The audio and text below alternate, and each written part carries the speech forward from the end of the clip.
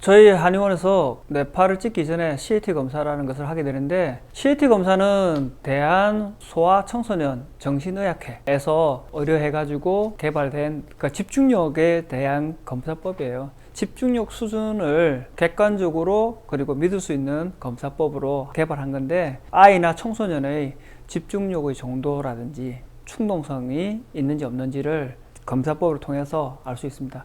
검사법을 보면 그 데이터를 보고 나서 이 환자의 집중력의 수준을 알 수가 있고요. 집중력 결핍, 충동성의 어느 정도인지를 평가할 수 있는 객관적인 지표로 많이 쓰이고 있습니다.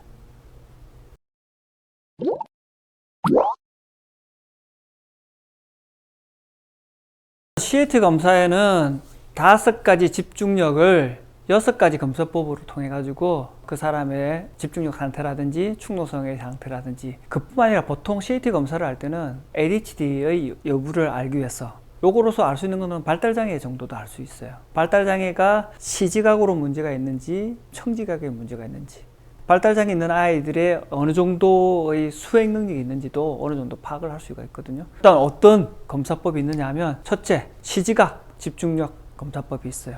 원하는 시각적인 자극에 의해서 어떤 것이 나오는 것을 본다든지, 청지각, 청각 집중력이라고 해서 청각적으로 들리는 것에 요구하는 청각적으로 들리는 것에서 딱 맞추는 것 형태. 그리고 억제 지속 집중력이라고 해가지고 내가 집중하고 있는 상태를 계속 유지하면서 다른 불필요한 자극이 들어오는 것을 동요해가지고 충동성이 일어나면 동요할 수 있잖아요. 동요하지 않고 충동을 억제할 수 있는 형태. 그리고 선택 집중력이라고 해서 여러 가지 방해하는 것들이, 간섭 선택 집중력이라서 방해하는 것들이 나옴에도 불구하고 내가 필요한 자극에 대해서 집중할 수 있는 것을 체크하는 거고요. 그리고 분할 집중력이라 해서 2가지 이상의 일을 동시에 낼 수 있는 능력을 보는 거예요. 그리고 자극 기억력이라 해서 어떤 일이 일어난 순서대로 기억을 해서 그것을 다시 확인할 수 있는 능력이에요. 분할 집중력과 자극 기억력은 고도화된 거, 그러니까 이 사람이 뇌로 활동을 얼마나 잘하느냐를 볼 수 있는 거고, 어린아이들에게는 앞에 4가지, 시각적, 그리고 청각적, 그리고 억제 지속하는 거라든지 선택해가지고 하는 그런 것들을 기본으로 한 4가지를 보고, 어느 정도 나이가 넘어갔을 때는 6가지를 다 검사하고 합니다.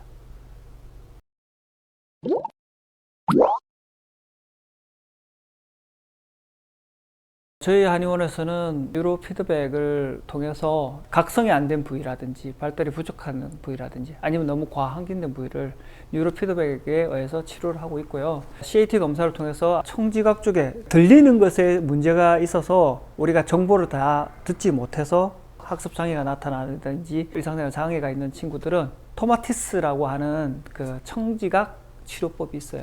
그런 것을 권해준다든지 하고 있고요. 시지각에 문제가 있는 친구들은 뉴로피드백뿐만 아니라 브레인 HQ라고 하는 인터넷 사이트에 들어가게 되면 인사이트 훈련이라고 해서, 그러니까 여러 가지 시각적 정보를 좀 더 발달시킬 수 있는 그런 치료법이 있어요. 뉴로피드백은 그런 것들도 하지만 기본적으로 ADHD의 산만성이라든지 아니면 집중력 장애라든지 그런 거하고, 발달 장애라든지 인지 장애 있는 형태로 있는 것들은 아까 앞에 2가지 이야기했던 거와 복합적으로 해가지고 같이 치료하고 있습니다.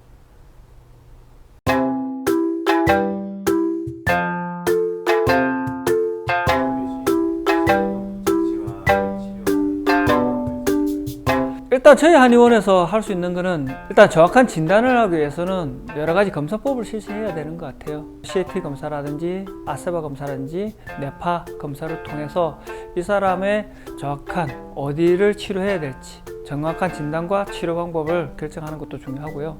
저는 한의사기 때문에 기계뿐만 아니라 한방적인 거에서도 뇌 치료를 하는 것들이 많습니다.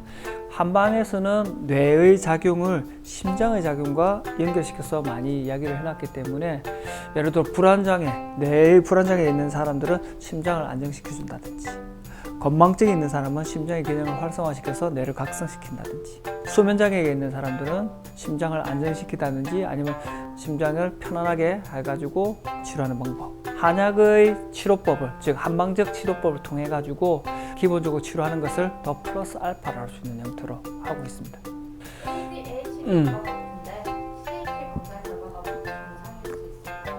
그 한방소아과 학회를 가서 이야기를 들어보면 정확하게 딱 ADHD의 그 진단에 대해서 정확한 기준은 없습니다. 경향성을 찾는 거죠. 저희 한의원에서도 더 많은 검사법을 실시해도 돼요. ADHD의 설문지 같은 것도 있으니까. 그런데 너무 많은 검사를 하면 부모님들이 지치기 때문에 가장 효용성 있다는 형태의 검사법을 3가지를 하고 있는 건데, CAT에서는 정상일지라도 아이가 산만하다든지 집중력이 있다든지 집중력이 없다든지, 일단은 뇌파 검사를 먼저 해봐가지고 집중력이 없는 아이들에게 나타날 수 있는 뇌파의 그림이 나타난다면 ADHD를 의심할 수도 있는 거고, 다른 질환에 의해서 2차적으로 병이 온 것인가를 고민도 해야 되는 거예요. 우울증에 의해서도 집중력이 떨어질 수도 있고, 불안장애 의해서도 집중력이 떨어질 수 있거든요. 과잉 행동하는 애들은 좀 뭐랄까, 너무 열이 많은 형태의 병이어서 그 과잉 행동할 수 있는 거니까, 그런 식의 뇌파가 나오는지를 2중, 3중으로 검증을 해가지고 그 결과를 바탕으로 부모님과 이야기를 해가지고 치료 계획을 세우는 게 중요한 거죠. 그러니까 ADHD라고 의심했던 증상이 어떤 다른 질환에 의해서 2차적으로 온 거라면 질환을 치료해버리면 ADHD는 없어지는 거예요.